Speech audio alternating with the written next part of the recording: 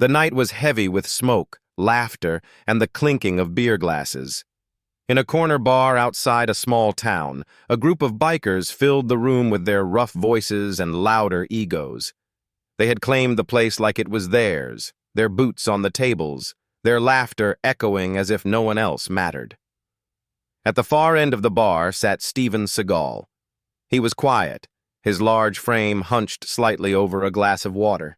His eyes were still sharp, but the years showed in the lines on his face. He wasn't there to fight or prove anything. He had come because sometimes even a man who once lived in chaos just needed peace. The bikers noticed him, though. It started with whispers. One of them leaned over, squinting. "Hey, isn't that Seagal? The old movie guy?" Another laughed and slapped the counter. "Yeah, that's him. Look at him now. Doesn't look so tough without the cameras." Their voices grew louder. They weren't just curious anymore. They were circling. One by one they rose, boots thudding on the wooden floor, eyes full of mockery. "Hey, tough guy," one biker shouted, his voice echoing through the bar. "Where's your ponytail now? Where's your action moves? Think you can still flip someone over a bar stool?"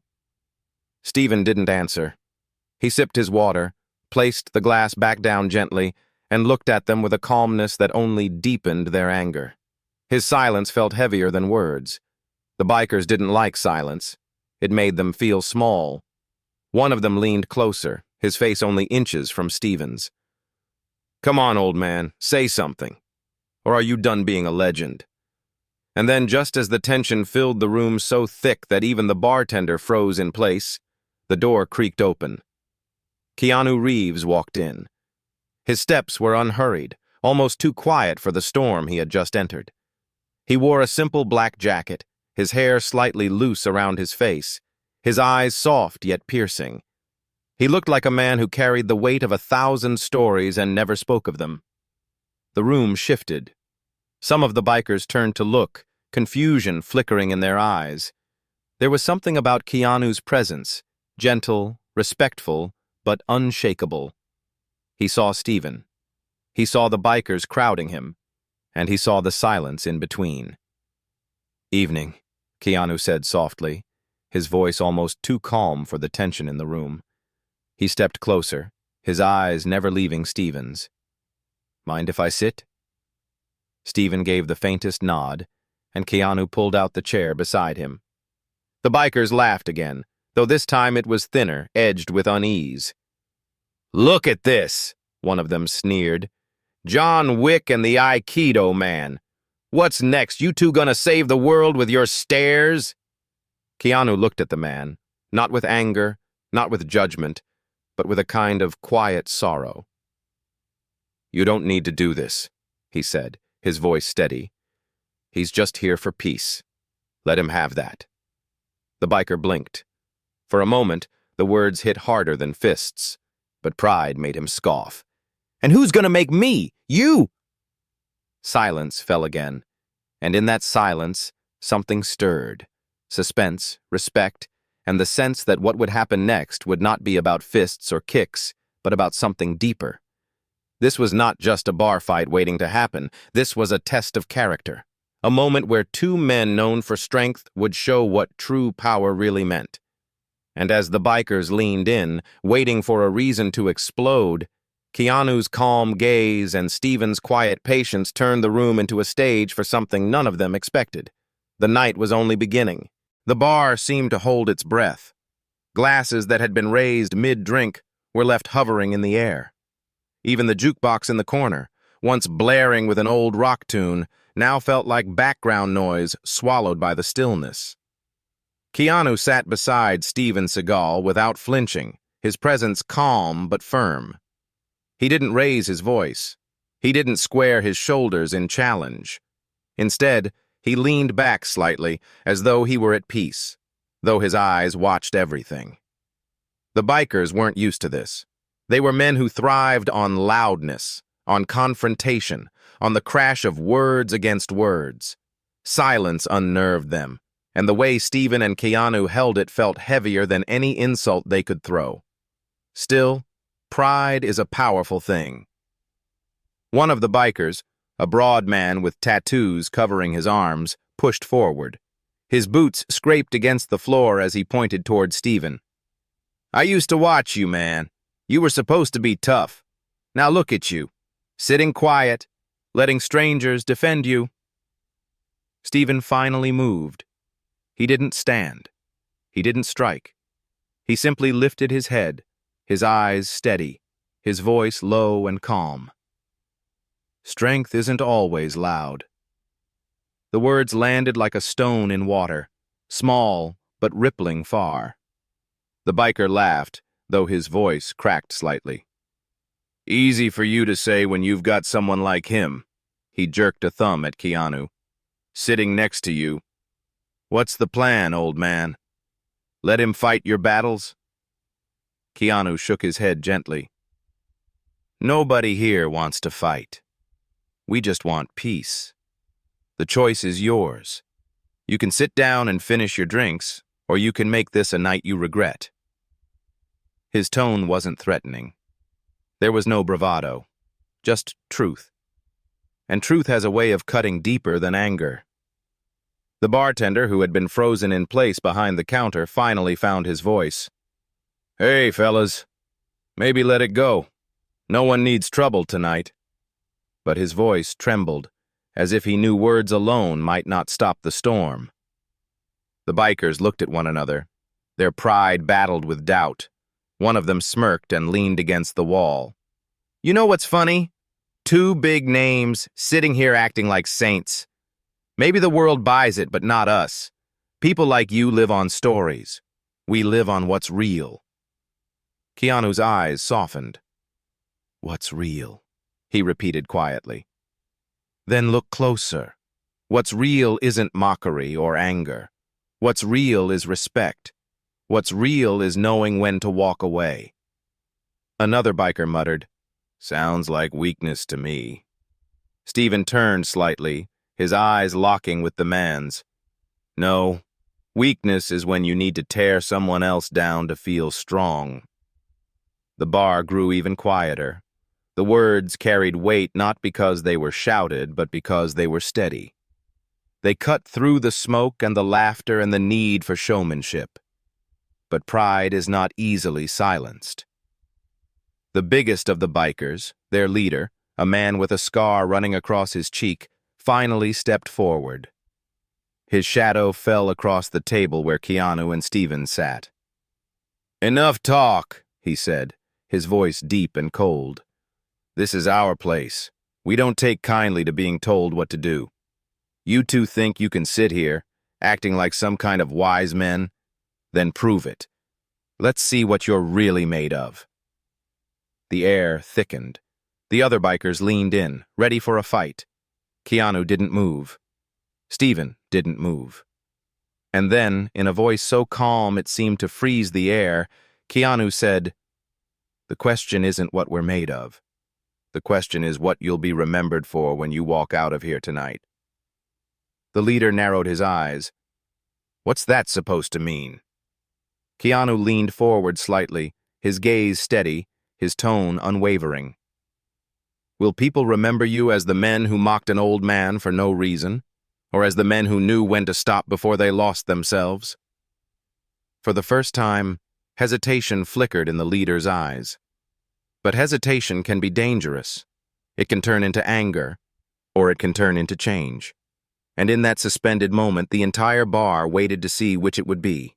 The leader's scarred face stayed unreadable for a long moment. The smoke from the bar's dim lights curled above his head, twisting like the tension in the air. His hand flexed against the table, a restless movement that carried the weight of decision. The other bikers waited, leaning forward like wolves ready to follow their alpha. Steven Seagal remained motionless. His shoulders relaxed, his eyes fixed on the leader as though he had seen this kind of storm too many times before. Keanu Reeves didn't shift either. He sat steady, his voice already spoken, his presence already making its mark. But the silence pressed harder with every passing second. Finally, the leader gave a low chuckle. It wasn't humor. It was the brittle kind of laugh a man gives when he feels trapped. "You talk pretty," he said, pointing at Keanu. "But words don't mean nothing in a place like this. Respect isn't given. It's taken." He reached across the table suddenly and grabbed Stephen's glass. The water inside spilled across the wood as he slammed it back down. The bikers howled in approval, their boots stomping. The bartender flinched. "Hey, come on, no smashing things. I don't need trouble here." But no one listened. Keanu's eyes followed the glass. His hands stayed loose at his sides, but his jaw tightened only for a second. Stephen looked at the spilled water, then at the leader, and instead of anger, his voice came calm, deep, and sharp as a blade. "When you have to break something to feel strong," Stephen said slowly, "you've already lost." The leader's smirk faltered. Pride battled with doubt again, but this time pride struck first. With a sudden shove, he slammed his palm against Stephen's shoulder. It wasn't a punch, not yet, but it was enough to send the other bikers into roaring approval. The room shifted. The noise rose like a wave. Chairs scraped, bottles clinked, and everyone knew the thin line between silence and violence was about to snap. Keanu stood. His movement was not fast, not explosive, but it carried weight. The bikers closest to him instinctively leaned back as his shadow stretched across the table. He didn't clench his fists. He didn't even raise his voice. "This is your last chance," Keanu said quietly. "Walk away." The leader laughed again, though the sound cracked in his throat. "Or what? You'll fight us all? You think you can take 10 men in here?" Keanu's eyes softened, but his words cut deeper than steel. "It's not about what I can take. It's about what you'll lose." His tone wasn't a threat. It was heavier, almost sorrowful, as though he had already seen the end of this path and knew it wouldn't be pretty. For a moment, the bikers hesitated. Even their laughter thinned.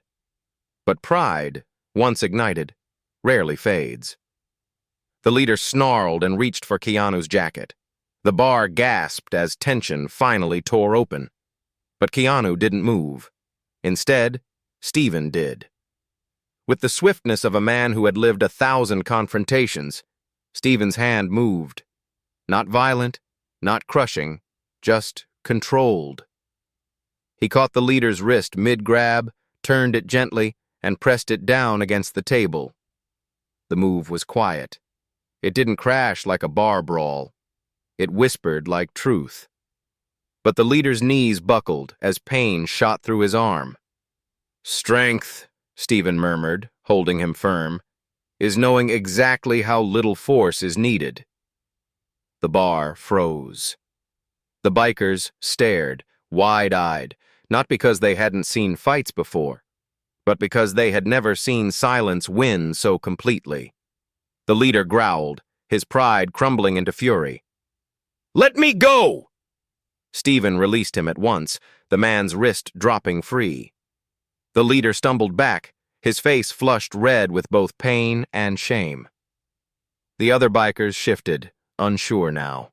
Their laughter had died, their bravado shaken. Keanu stepped closer, his voice soft as ever. "We don't want enemies.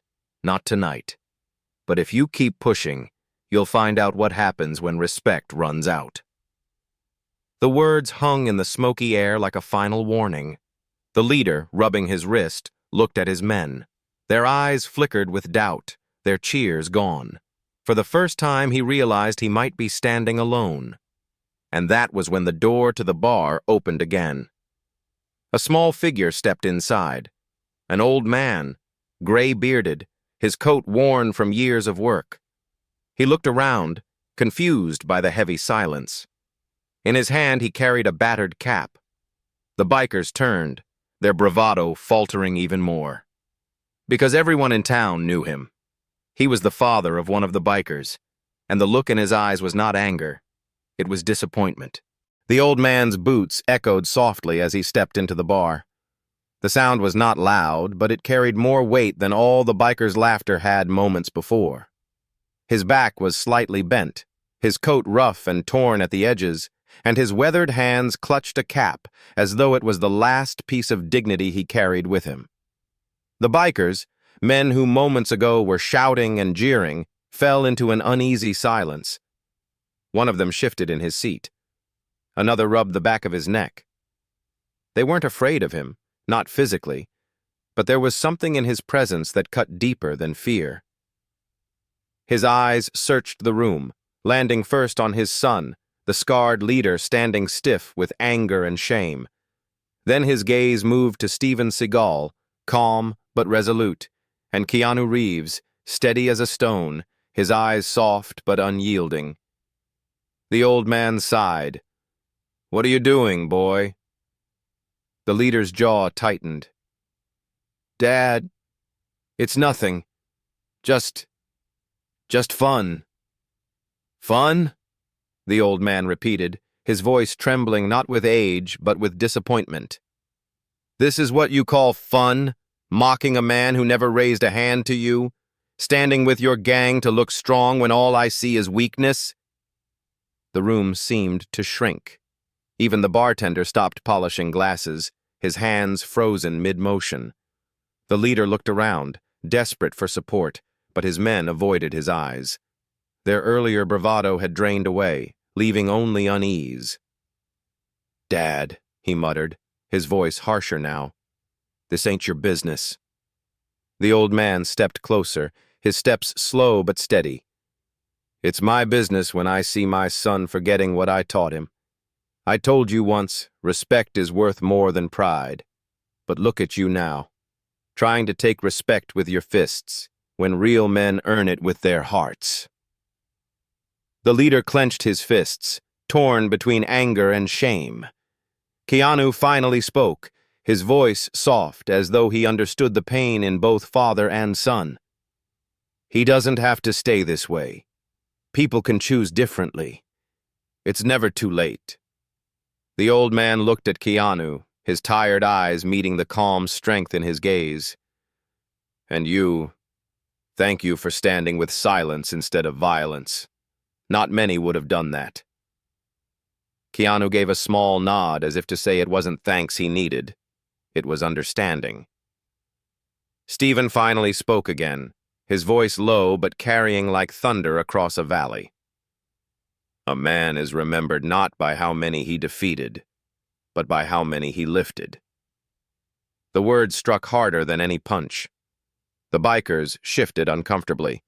One of them whispered, "He's right." Another muttered, "This ain't worth it." The leader's face flushed. He looked at his father, then at his men, then at the two actors who had stood against him not with fists, but with presence. His pride screamed at him to fight back, to reclaim control. But pride had been chipped away piece by piece. The shame in his father's eyes was heavier than any wrist lock, stronger than any threat. "Dad," he finally muttered, his voice breaking slightly. "I didn't mean—" The old man placed a hand on his son's shoulder. "You don't need to mean harm to cause it. The question is, what do you do now?" The leader's throat tightened. His hands shook slightly. The bikers around him looked down, their boots scuffing the floor. For the first time, they weren't looking for a fight. They were waiting for direction. Keanu leaned back slightly, his gaze steady. "It only takes one step," he said softly. "One choice. You can walk away from this, and maybe tomorrow you'll be proud of who you were tonight." The leader swallowed hard, the weight of the words pressing against his chest. And then, without another word, he turned and walked toward the door.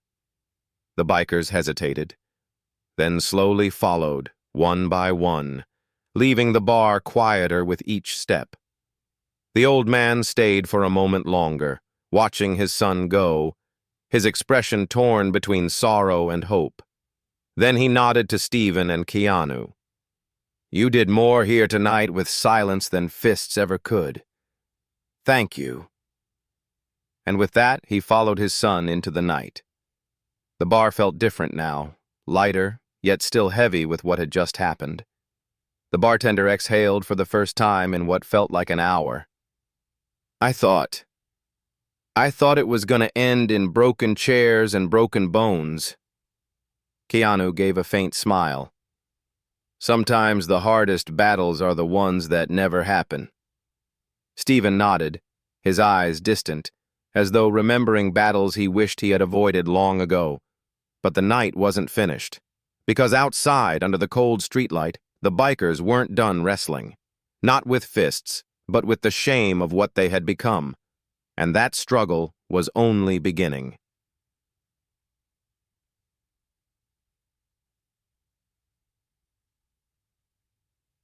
The cold night air hit them like a wall. The bikers spilled out of the bar one by one, their boots crunching against the gravel, their voices hushed now where they had once been loud. The neon sign above the door buzzed faintly, casting a weak light across their faces. The leader stood just outside, his fists still clenched, but his expression fractured. His scar caught the glow of the streetlight, a reminder of old fights, old scars, and old choices. Behind him, his father stepped out, slower, his hand gripping the railing as though each step carried the weight of years. The bikers circled near their leader, waiting, restless. They looked to him as they always had. But something was different. They had seen doubt in his eyes inside the bar, and that doubt now made them uneasy. "What now?" one of them muttered. "We just walk away? Like nothing happened?" Another spat into the dirt. "We look weak. People will talk. They'll say we backed down." The leader's jaw tightened. Those words stung. Weakness was something he had built his whole life around avoiding. He had carved respect with his fists, built fear into his name. And yet, standing there, the shame in his father's eyes still burned hotter than any insult. The old man stepped closer, his voice steady but soft. "They won't remember you for walking away tonight. They'll remember you for the choice you make after." The leader turned sharply. "You don't get it, Dad. You never lived like this. Out here, respect is everything. If they think we're weak—" "Respect," his father interrupted, his tone firm now, "isn't what others give you. It's what you carry when you're alone. Tell me, son, when you look in the mirror tonight, will you see a man you respect?" The bikers shifted uncomfortably. No one laughed. No one jeered. Because deep down, they all knew what the old man meant. The leader's breath came heavy. His pride screamed for him to lash out, to reclaim control. But another voice, quieter and deeper, whispered inside him.